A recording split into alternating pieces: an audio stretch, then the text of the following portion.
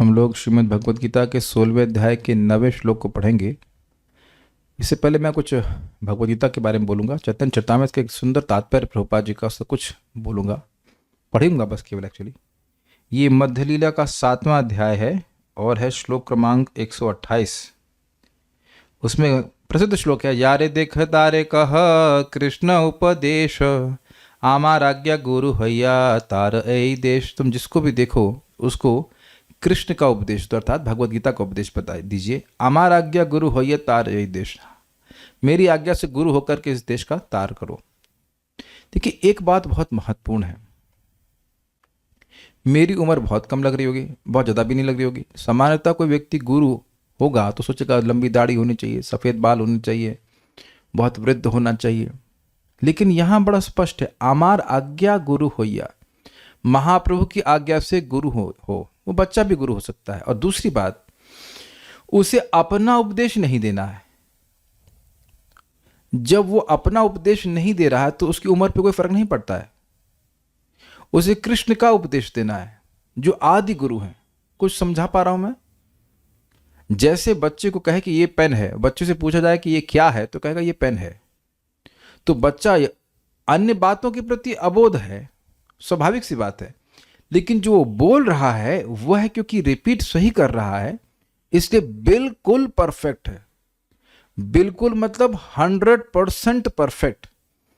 एक परमहंस वैष्णव भी यही बोलेंगे कि कृष्ण भगवान हैं, जैसे श्रील प्रभुपाद, और मेरे जैसा नया भक्त भी यही बोलेगा कि कृष्ण भगवान है। इसमें कोई भेद नहीं है, इसमें कोई भी भेद नहीं है।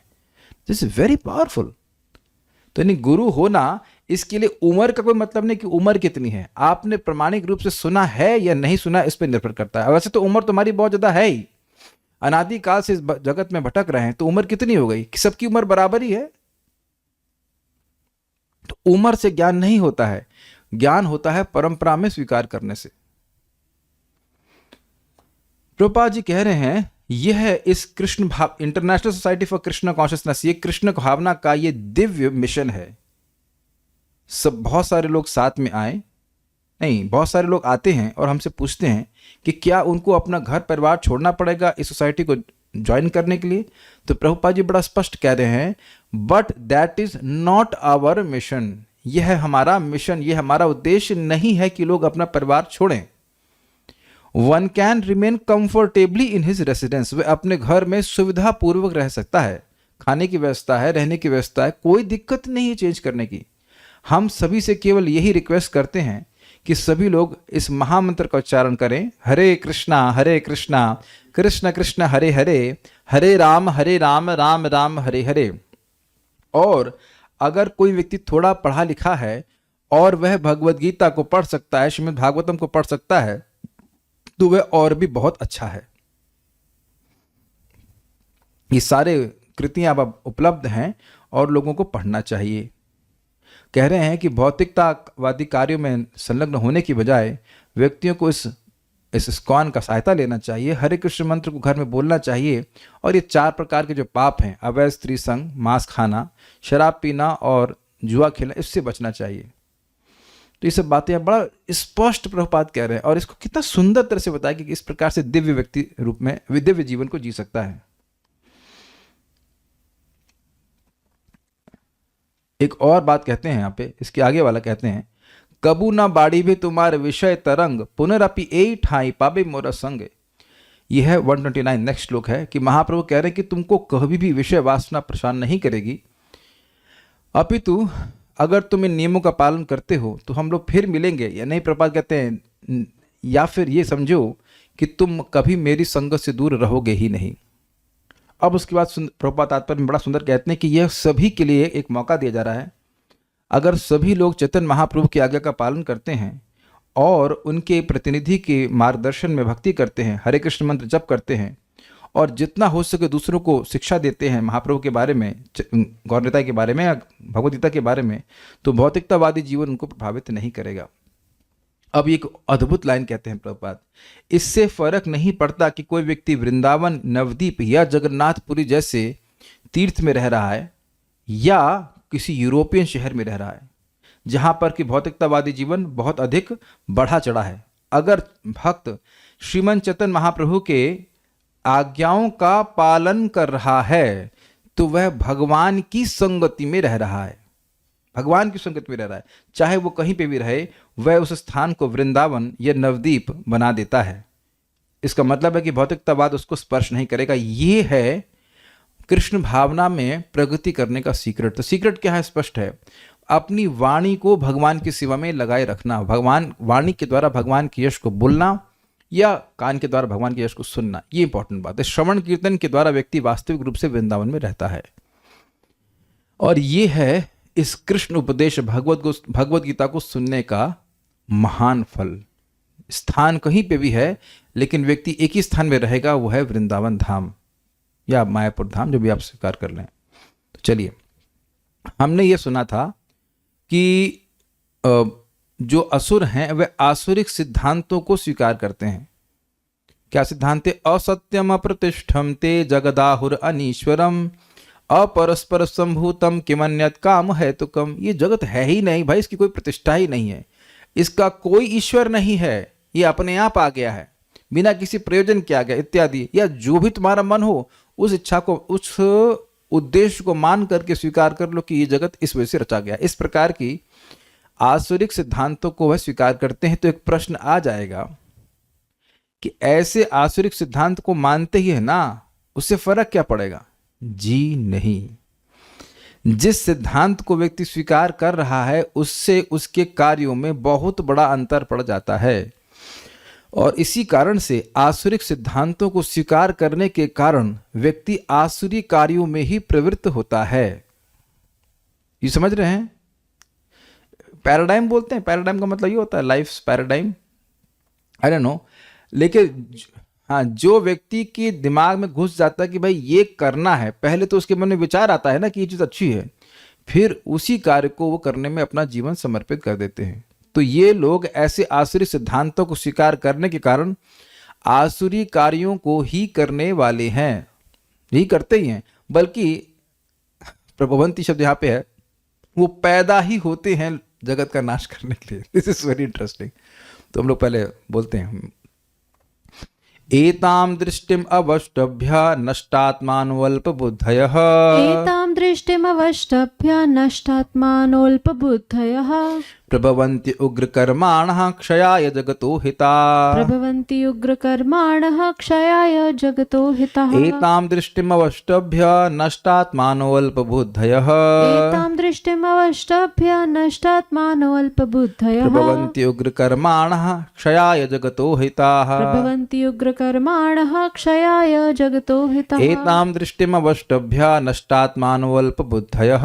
एताम दृष्टिम अवष्टभ्य नष्टात्मानोऽल्पबुद्धयः प्रभवन्ति उग्रकर्माणः क्षयाय जगतो हिताः।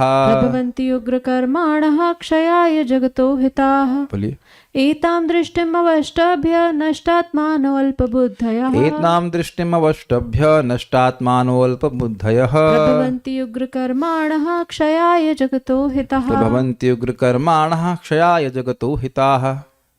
ये अ भूल नहीं जाइएगा कि नहीं, आपने प्रोनाउंसिएशन ठीक से बोला, मैं बोल रहा हूँ जगत हिता नहीं है, वो जगत अहिता है, वो अहित के लिए कार्य करते हैं।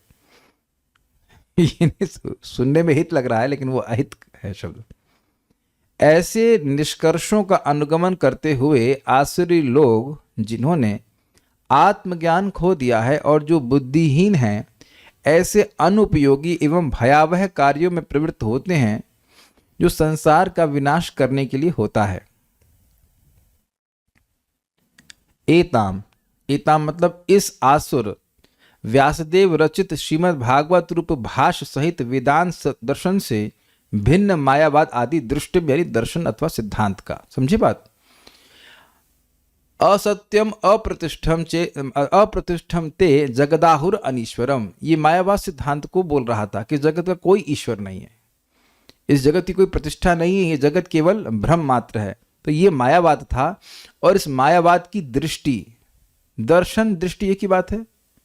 कैसे इस जगत की ओर व्यक्ति देख रहा है, कैसे अपने जीवन के प्रति देख रहा है, ऐसी दृष्टि को अवष्टभ्य आश्रय करके, मतलब इसी को सच मान करके, नष्ट आत्मान, आत्म तत्वहीन अर्थात वह अपने आप को देह से पृथक देख नहीं पाते हैं। मायावाद से लेकर अन्य बाकी लोगों को भी आप जोड़ लीजिएगा। और बौद्धों का सिद्धांत बताया गया था, जैनों का सिद्धांत बताया गया था, और चारवाक मुनि का सिद्धांत भी बताया गया था।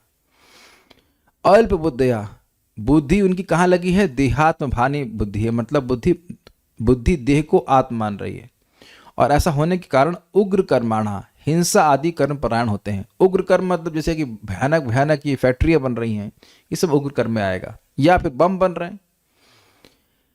और करते क्यों हैं? अहिता जगतः, अहितकारी असुरगण जगत के क्षयाय प्रभवंती, ध्वंस के लिए जन्म लेते हैं। उनका वो जन्म ही इसीलिए लेते हैं ताकि जगत में बम बनाएं, बम फोड़ें, बम बनाए नहीं, बम बना करके फोड़ें। एताम दृष्टिम अवष्टभ्य, इस प्रकार के सिद्धांत दर्शन का आश्रय लेकर नष्ट आत्मनः, उनका मन नष्ट हो जाता है। उसका अर्थ अभी और क्लियर होगा। अल्प बुद्धि होते हैं, यद्यपि बम फोड़ने में बहुत तेज हैं, लेकिन आध्यात्मिकता में कोई बुद्धि नहीं चलती। प्रभवंती, वो पैदा ही होते हैं उग्र कर्माणा, उग्र कर्म करने के लिए। वह क्यों करते हैं? तो कहते हैं क्षयाय जगतो हिता, जगत का क्षय करने के लिए, विनाश करने के लिए, जगत का अहित करने के लिए। यह है, यद्यपि वह साइंटिस्ट के रूप में पास हो जाएंगे, लेकिन काम गलत ही करेंगे। श्रीधरी एताम अर्थात इस लोकायतिकों यानी नास्तिकों की दृष्टि यानी सिद्धांत का आश्रय लेकर 4 सिद्धांत बताए गए थे, एक मायावादी का, एक बौद्ध का, एक जैन का और एक चारवाक का। 4 सिद्धांत पिछले श्लोक में बताए गए थे। वो सब नास्तिक के हैं, वो कोई भगवान में विश्वास नहीं रखता। तो ऐसे एताम मतलब इन सभी को जोड़ लेंगे कि इन दृष्टि यानी सिद्धांत का आश्रय लेकर। ये दृष्टि शब्द समझ रहे हैं आप? भोग दृष्टि, खाओ पियो मजे करो मर जाएंगे, इस वक्त क्या रखा है। तो ये ही इस दृष्टि से वह जगत को देखते हैं और इस दृष्टि से युक्त होकर के व्यक्ति अपना जीवन चलाता है। इस कारण से नष्ट आत्मनः अर्थात नष्ट हुए मन वाले, उनका मन नष्ट हो गया अर्थात मलिन चित्त से युक्त हुए। कितना सुंदर अर्थ ले रहे हैं।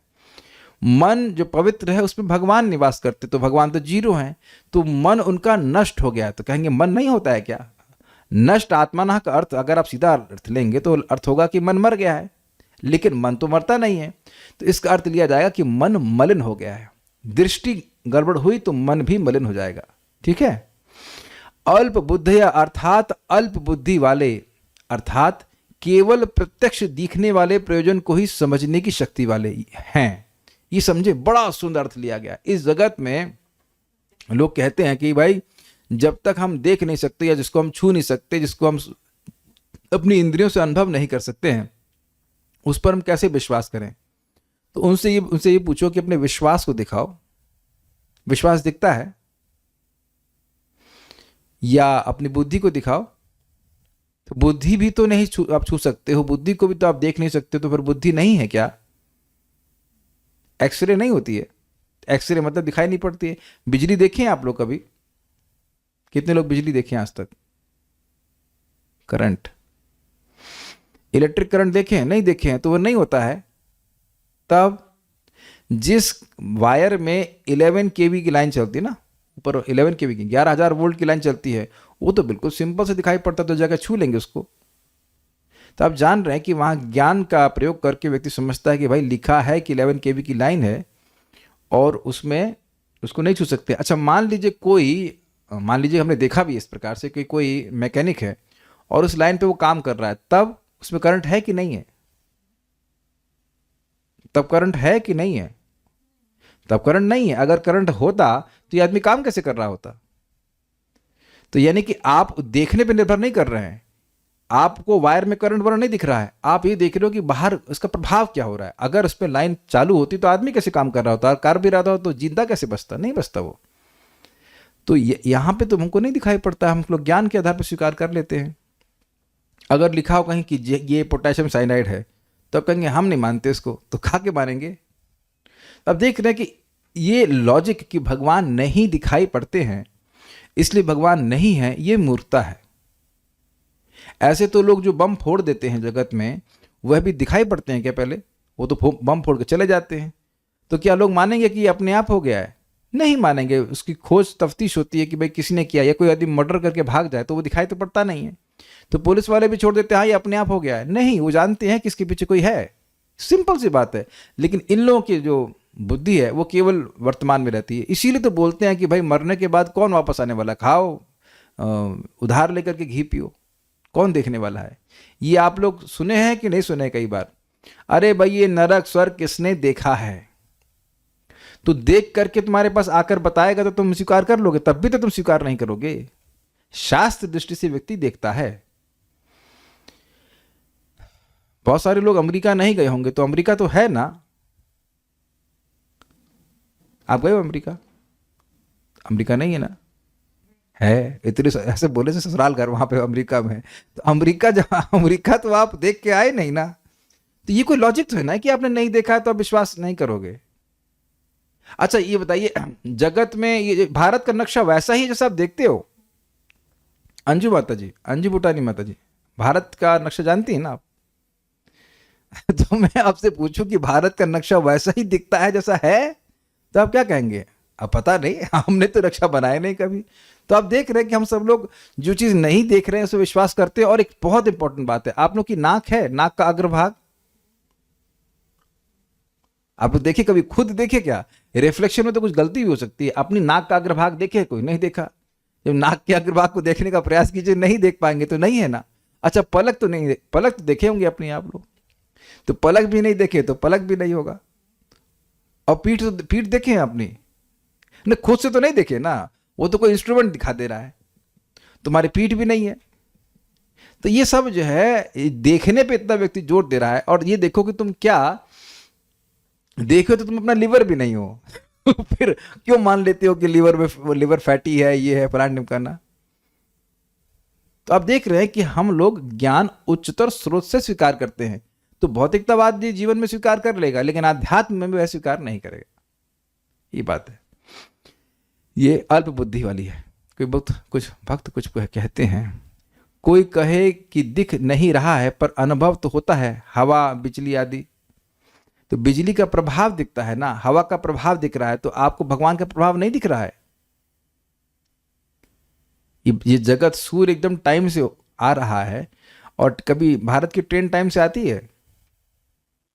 शायद ही कभी आती है तो आश्चर्य कर लेते हैं ना। यहां रोज सूर्य उदित हो रहा है टाइम से, इतना टाइम से चल रहा है कि लिख दिया जाता है पंचांग में कि कल 6:21 पे उदित होगा। तो ये किसके प्रभाव से हो रहा है? तो सोचना चाहिए ना।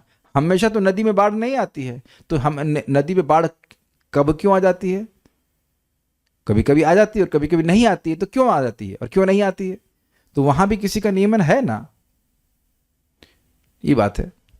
तो आपको वस्तुएं नहीं दिख रही होती, उनका प्रभाव दिख रहा होता है, और वहां बुद्धि लाके व्यक्ति ग्रहण कर लेता है। बेसिकली बात यह है कि व्यक्ति पापी रहता है, इस कारण से उसको विश्वास नहीं होता है। चलिए, इसलिए उग्र अर्थात हिंसा युक्त जिनके कर्म हैं वे अहितकारी वैरी होकर जगत का क्षय करने के लिए ही प्रकट अर्थात उत्पन्न होते हैं। मतलब वो पैदा ही होते हैं कि जगत का नुकसान किया जाए। गीता भूषण टीका, अपने अपने मत और कर्मों का आश्रय लेते हुए जिनमें उनकी आस्था है वे जगत का नाश करने के लिए कर्म करते हैं, जैसे एटम बॉम्ब। तो एटम बॉम्ब से क्या हुआ? लोग जल्दी मरने लगे। तो प्रभुपाद जी कहते हैं कि तुम ऐसा कुछ बनाते कि लोग नहीं मरते तो तुम्हारा क्रेडिट था। लोग तो पहले से ही मर रहे हैं, तो तुमने मरने की क्रिया को तेज कर दिया, तो उसके लिए तुम्हें नोबेल पुरस्कार क्यों दिया जाए? उसमें तुमने कौन सा मतलब श्रेय प्राप्त कर लिया? समझ गए ना। तो उससे लोगों का क्षय हुआ ना, लाखों लोग एक झटके में मर गए, उसके बाद रेडिएशन से प्रभाव से लोग मरे हैं। तो हम देख सकते हैं कि इसका कोई फायदा नहीं हुआ, किसी को फायदा नहीं हुआ। आप बता सकते हो कि एटम बॉम्ब बनाने से किसी को फायदा हुआ आज तक? एक निबंध देता हूं, होमवर्क घर पे लिखना, एटम बम फोड़ने के 10 फायदे लिखे।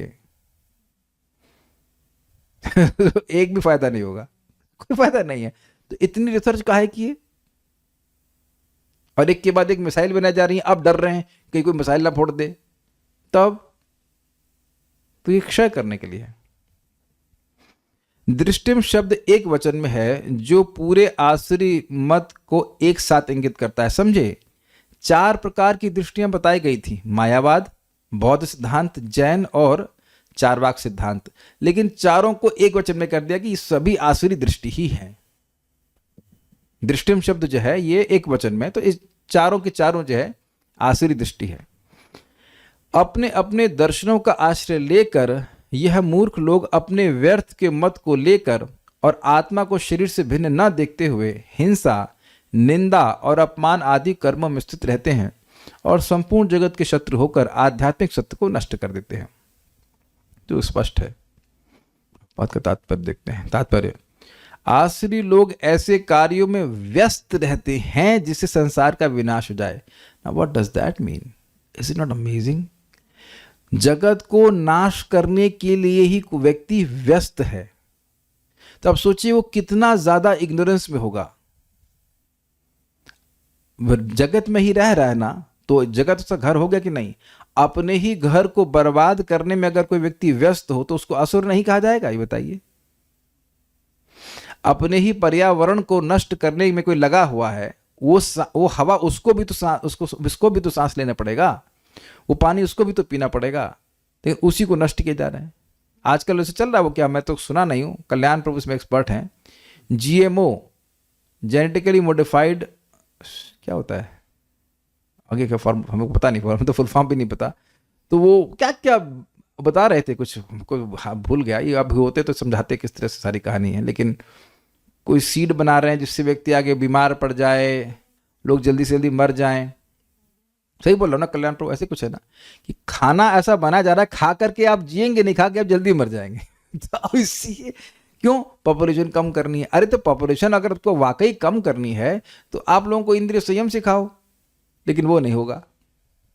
या फिर उससे भी अच्छा होगा कि पॉपुलेशन को ये सिखाओ कि अच्छा काम करो, लेकिन वह सब आइडिया नहीं होंगे। आइडिया क्या है कि लोगों को मारना है, प्लानिंग करो कि लोग मर जाएं। देखिए अजीब सी बात है। भगवान यहां कहते हैं कि वे कम बुद्धि वाले हैं। क्यों कम बुद्धि वाले हैं? क्योंकि देह से पृथक आत्मा के अस्तित्व के बारे में वो जानते ही नहीं और जानना भी नहीं चाहते और जान सकते भी नहीं है। भौतिकवादी जिन्हें ईश्वर का कोई बोध नहीं होता सोचते हैं कि वे प्रगति कर रहे हैं। This is amazing. अरबों अरबों रुपए ये मिसाइल प्रोग्राम और बम प्रोग्राम में खर्च करते हैं और वो सोच रहे हैं कि प्रगति हो रही, जबकि भागवत क्या कहती है? पराभवस तावद अबोध जातः यावन्न जिज्ञासतमात्म तत्वम। व्यक्ति को तब तक पराभव या हार प्राप्त होती है जब तक व्यक्ति आत्म तत्व की जिज्ञासा नहीं करता। और जाकर के आप लोग इंटरव्यू लेके आइए इसरो के साइंटिस्ट का, या और कहीं के बड़े बड़े साइंटिस्ट जो मिसाइल बना रहे हैं, उनसे पूछो कि क्या आत्म तत्व आप जानते हो कि आप हो कौन? No idea. लेकिन भगवत गीता के अनुसार वे बुद्धिहीन तथा समस्त विचारों से शून्य होते हैं। ध्यान दीजिएगा शब्द क्या है? भगवत गीता के अनुसार। क्योंकि सामान्य जनता तो सोचेगी अरे ये तो बड़े बुद्धिमान है, साइंटिस्ट हैं, देखो इतनी बड़ी बड़ी मिसाइल बनाई है इत्यादि इत्यादि। लेकिन क्या उन्होंने अपने जीवन में भगवान की शरणागति को स्वीकार किया? क्या उनके पास कोई सोल्यूशन है कि वो दोबारा ना मरें या दोबारा जन्म ना लें? तो देखेंगे उधर कोई प्रयास नहीं किया गया। तो इसे कहते हैं बुद्धि शून्यता। वे इस भौतिक जगत का अधिक से अधिक भोग करने का प्रयत्न करते हैं, अतएव इंद्रिय तृप्ति के लिए कुछ न कुछ नया आविष्कार करते ही रहते हैं। प्रभुपाद जी के पास एक व्यक्ति घड़ी पहन के आया, ऐसे सिंपल ऐसे घड़ी थी। उसके बाद प्रभुपाद को दिखाया, उसने कहा देखिए मैं एक बटन दबाता हूं तो इसमें टाइम दिख जाता है। तो प्रभुपाद ने कहा ये तो मूर्खता है, मेरी घड़ी, प्रभुपाद की घड़ी सिंपल सी थी, मैं एक ही हाथ से टाइम देख लेता हूं, अब तुमको दोनों हाथ लगाने पड़ रहे हैं। कितना अद्भुत प्रभुपाद जी का बुद्धि थी, है ना। आदमी सोच रहा है मैं प्रगति कर रहा हूँ। आजकल भी ऐसी सब आ गई है ना मेरे ख्याल से घड़ियाँ, स्मार्ट वॉच। तो काहे की स्मार्ट वॉच? आपको वो पहले वो तो काला काला दिखता है, आपको देखने के लिए उसको बटन दबाते, पता नहीं क्या क्या करते रहते हैं। एक के बाद एक नई नई वस्तुएं आ रही, जिसका कोई प्रयोजन नहीं है। इससे कुछ आपके जीवन में अच्छा नहीं हो गया है।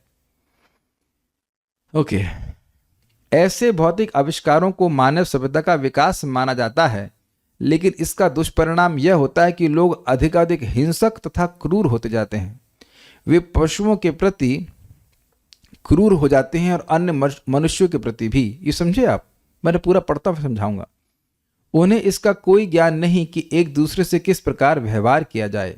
आसुरी लोगों में पशुवध अत्यंत प्रधान होता है। ऐसे लोग संसार के शत्रु समझे जाते हैं क्योंकि वे अंततः ऐसा आविष्कार कर लेंगे या कुछ ऐसी सृष्टि कर देंगे जिससे सबका विनाश हो जाए।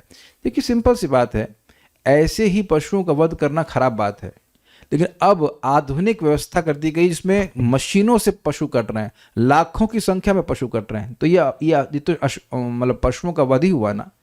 इस तरह से अगर कई इंसानों को काटा जाए तब, और इसका रिएक्शन ये है कि जहां इस प्रकार का मांस आदि बहुत खाया जाता है तो वहां लोग आपस में भीड़ करके झगड़ा करके देश के स्तर पर मार डालते हैं, और लाखों की संख्या में लोगों को मारा जाता है, लाखों की संख्या में। तो ये लोग समझ भी नहीं पा रहे हैं कि इस प्रकार से हम पशुओं पे अत्याचार कर रहे हैं तो वही अत्याचार कार्मिक इक्वेशन के हिसाब से हम पर फिर आकर पड़ रहा है। ये समझने का सामर्थ्य ही नहीं है, ये तो दिक्कत है। अब आगे एग्जाम्पल देते हैं प्रभुपाद। अप्रत्यक्षतः यह श्लोक नाभिकीय अस्त्रों के आविष्कार की पूर्व सूचना देता है जिसका आज सारे विश्व को गर्व है।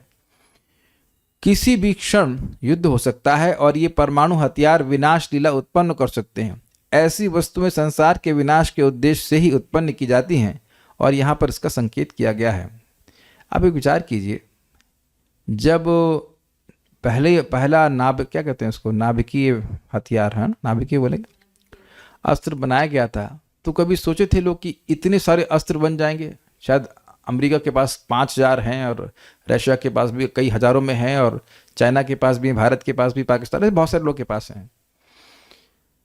हम लोग तो यही मान रहे हैं ना कि इनका प्रयोग कभी नहीं किया जाएगा, और जिस दिन कर दिया गया तब आप सोचेंगे कि इससे हुआ क्या फायदा। इसे इंग्लिश में कहते हैं MAD, mutually assured destruction. Russia ने अमेरिका पे चलाया, अमेरिका ने रशिया पे चलाया, ने फ्रांस पे चलाया, फ्रांस, ऐसे करके आपस में लड़ मर के खत्म हो जाएंगे।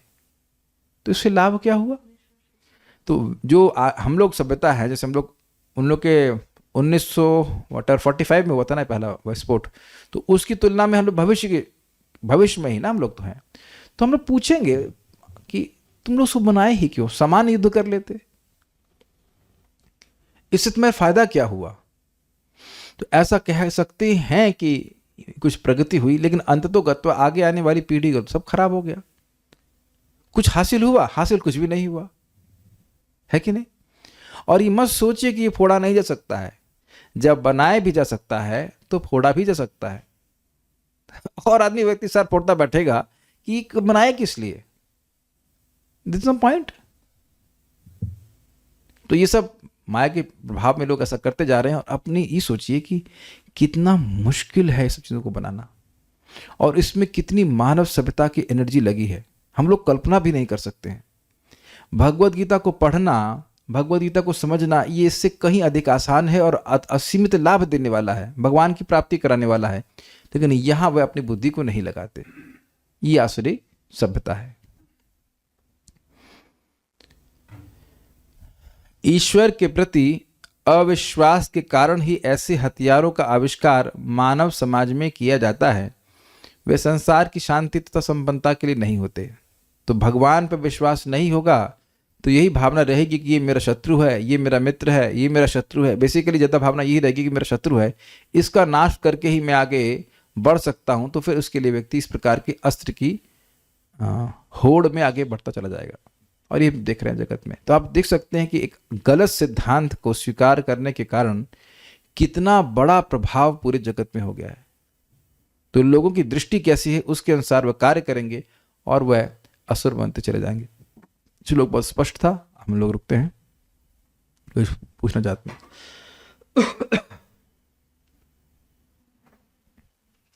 एक छोटी सी बात बोलूंगा। पहले जमाने में बच्चे को भगवान का तोहफा मानते थे, तोहफा, गिफ्ट मानते थे। अब देखिए दृष्टि ऐसी है तो बच्चा कभी अगर पंगु भी हो जाता था फिर भी उसका माता पिता पालन करते थे। इस समय दृष्टि क्या हो गई है, ये तो बोझ है। तो अब बच्चे का क्या कहते हैं उसको, गर्भपात करा देते हैं, बच्चे को गर्भ में ही मार देते हैं। तो ये दृष्टि की ही बात है ना। ईश्वर पर विश्वास नहीं रखने पे, भगवान कृष्ण पर विश्वास न रहने के कारण व्यक्ति कितना गलत कार्य कर रहा है। हाँ, आप कुछ पूछ रहे थे। हरे कृष्णा। प्रभु जी, जैसे ये प्रभुपाद जी जनसंख्या वाले पर बोले हैं, तो सरकार चाहे हम लोग भी जो स्वाभाविक प्रक्रिया है उसको रोकते हैं, तो एक तरह से ये आसुरी स्वभाव ही है। जी हाँ, और दूसरी बात यह भी है कि लोग मांस खाने के लिए लोगों को प्रोत्साहित किया जा रहा है। एक पुस्तक इस्कॉन में छपती थी, उसका नाम था हायर टेस्ट। तो उसमें इन्होंने बिल्कुल एनालिसिस किया है कि 1 किलो मांस बनाने में 16 किलो गेहूं अनाज लगता है। तो अब अगर मांस खाना व्यक्ति छोड़ दे तो 16 गुना पॉपुलेशन को खिलाया जा सकता है। उन्होंने बहुत अच्छे से एनालिसिस किया कि अमेरिका में भी ये जो बूचड़ खाने होते हैं उसमें कितना जल लगता है, और वो भी फ्रेश जल, सफाई के लिए खून आता होगा, निकलता होगा तो सबको मतलब धुलने के लिए कितना मीठा पानी का वहाँ पे वेस्टेज होता है, और उससे फिर आगे रोग कितने बढ़ते हैं। तो आप ये देख सकते हैं कि ये अनावश्यक आवश्यकता है जिसको इकट्ठा कर लिया गया। बूचड़ खाने बनाने की कोई जरूरत नहीं है, लेकिन ये आश्रित सभ्यता है, क्या कर सकते हैं।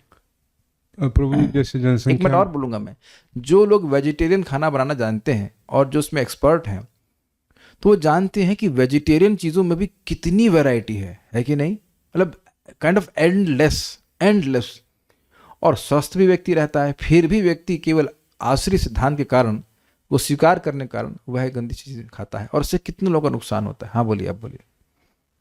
प्रभु जी, सरकार चाहे व्यक्ति विशेष ही जनसंख्या के लिए ही, मान लिया पति पत्नी ही, स्वाभाविक प्रक्रिया को रोक करके जब गलत काम करते हैं तो एक तरह से ये भी आसुरी हाँ, प्रक्रिया। आसुरी प्रवृत्ति है। और प्रभात इसके लिए बोलते हैं कि बहुत से लोगों को इस प्रकार से बीमारियां भी इसीलिए फैल रही हैं।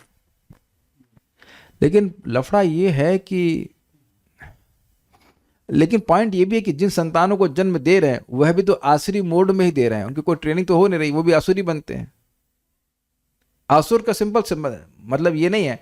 मैंने बचपन में बाबा जी को पूछा कि बाबा जी दैत्य होते हैं, असुर होते हैं? कहते हैं हाँ भाई, यही इस जगत में जो मनुष्य लोग खराब हैं वो असुर हैं, और जो देवता हैं वो देवता हैं। और उनने उत्तर गलत नहीं दिया था। यद्यपि असुर वैसे भी होते हैं, सिंह वाले वो भी होते हैं, लेकिन यहाँ पे इस जगत में, यह लोग इस जगत में जो लोग आसुरी सिद्धांत को स्वीकार किए हैं, जो भगवान में विश्वास नहीं करते हैं, वो आसुरी हैं। तो बच्चा अगर ऐसी आसुरी बच्चे को जन्म दिया है तो उससे तो और नुकसान ही हो रहा है। मतलब मैं नहीं कह रहा हूँ कि नहीं देना चाहिए, देना चाहिए। पॉइंट है अच्छे संतान को जन्म देना चाहिए, तो अच्छी बात है।